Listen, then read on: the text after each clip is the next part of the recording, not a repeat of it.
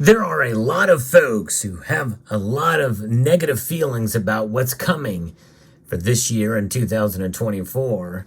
But with gold and silver, they're a little bit more optimistic, especially with some of the legislation that is moving like lightning in some of these states. And in the latest state to take part of the precious metals revolution is the bluegrass state, Kentucky. Let's explore.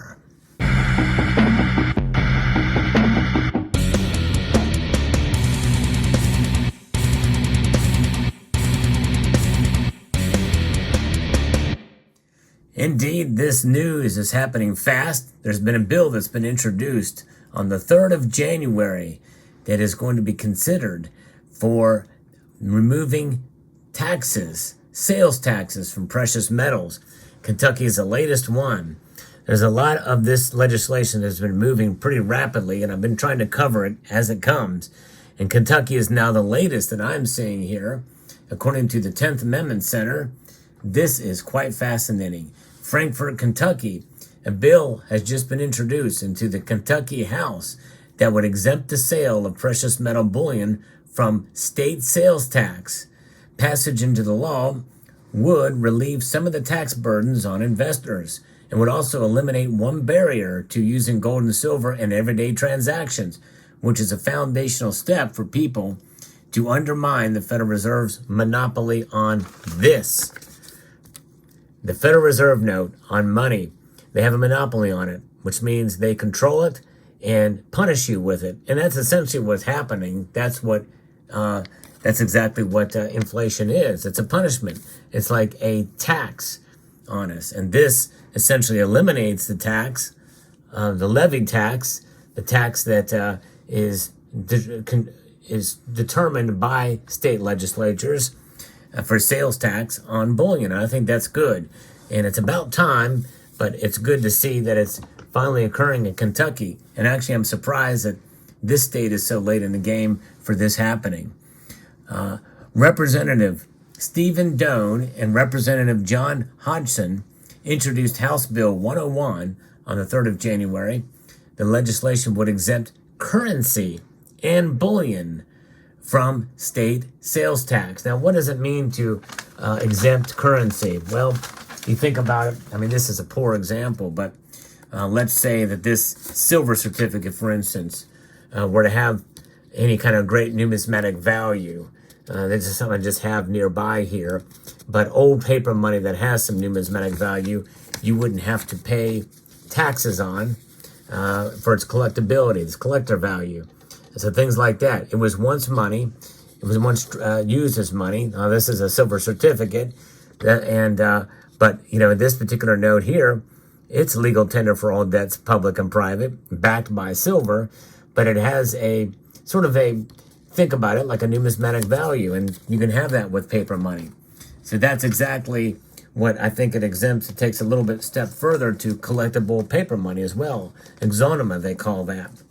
So that's kind of interesting that they would put that language in there as well to include that. The bill defines bullion as bars, ingots, or coins which are made of gold, silver, platinum, palladium, or a combination of these metals. That's right. There's one coin that the United States Mint issued in 2000, and this is kind of unique to this legislation, and that was a bimetallic coin honoring the Library of Congress.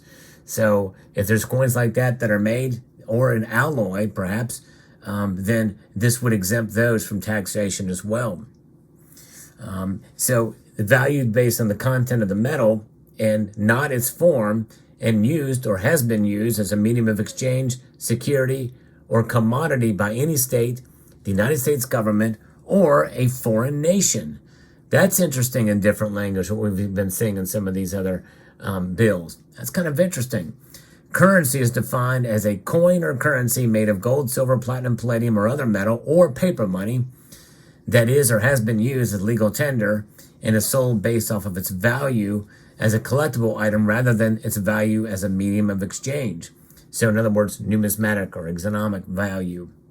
So this is pretty remarkable. Now, Kentucky, for those of you who don't know, is the home state to two individuals who are champions of sound money, especially one That is Ron Paul, who challenged the Federal Reserve chairman on gold and its standing.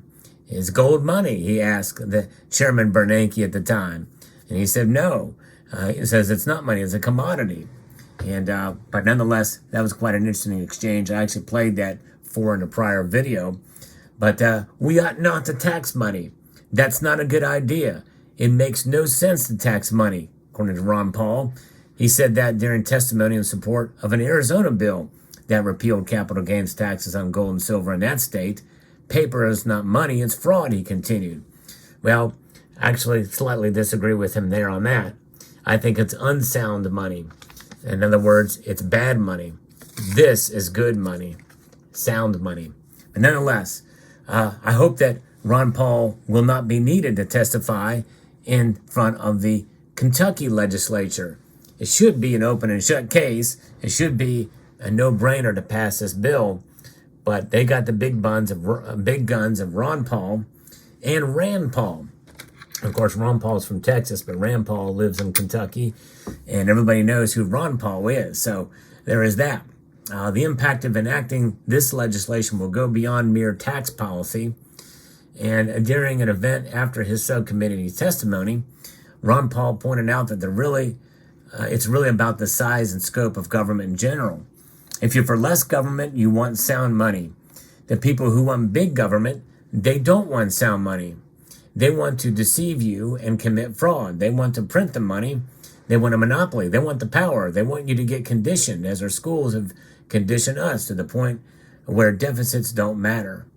And boy, he's right on that for sure. Now, this is still the beginning stages. HB 101 will be referred to a House committee where it must get a hearing and passed by a majority vote before moving forward in the legislative process. So this is the beginning of it, but they're the next stage. Long overdue in my view, but nonetheless, it's a continuing wave, a juggernaut, if you will. We started seeing some of this in late 2022 and into 2023. I've been reporting on it ever since and will continue to do so as a service to you in this channel. So if you find content like this valuable, I hope you will consider pressing that like button down below and subscribing to the channel. Please subscribe in order to get the latest news and information if you find value in what I do here. Nonetheless, there's a lesson here, folks, and why this is so important is because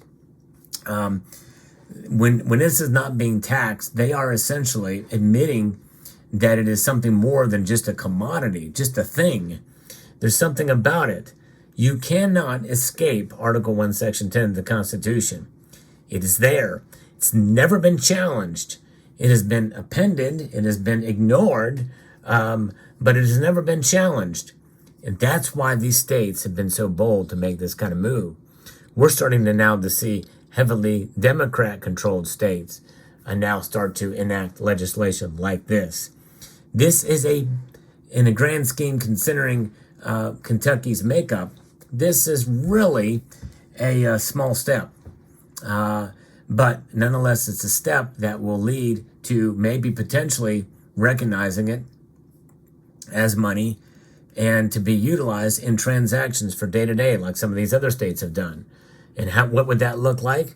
Well, literally, you could take a gold coin or a silver coin and buy something of equal value and trade it for it, like money, fungibility, or a bar, whatever's recognized and marked as fine silver as such.